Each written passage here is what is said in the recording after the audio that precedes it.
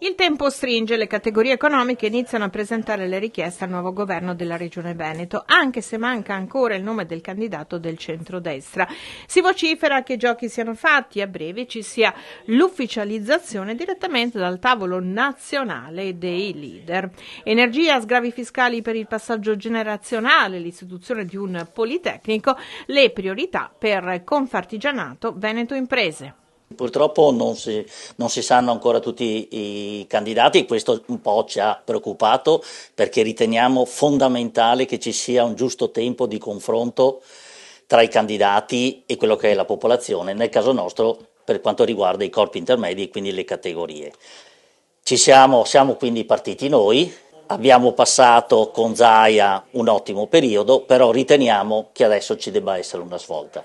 Quali sono i punti che mettete sul tavolo? In questo paper che cosa chiedete?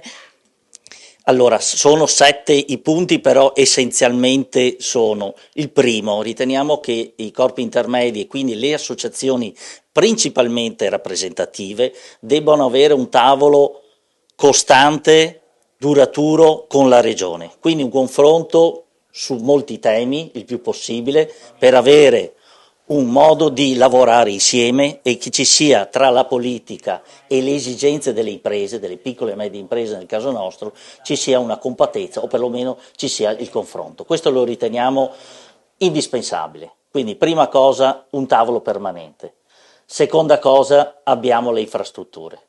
Affinché ci sia un Veneto che funzioni bene, affinché ci sia un Veneto dove ci siano imprese multinazionali che vengono, devono avere infrastrutture. Ma quindi in questi ultimi 2 anni siete stati un po' delusi dall'attività della Regione? Lei ha detto che è stato un buon periodo quello di Zaia, però queste criticità che state evidenziando sono frutto di contingenze o frutto magari di un'amministrazione che poteva essere più incisiva? Negli ultimi anni si sono un po' affievolite, la situazione si è un po' calmata, si è un po' affievolita.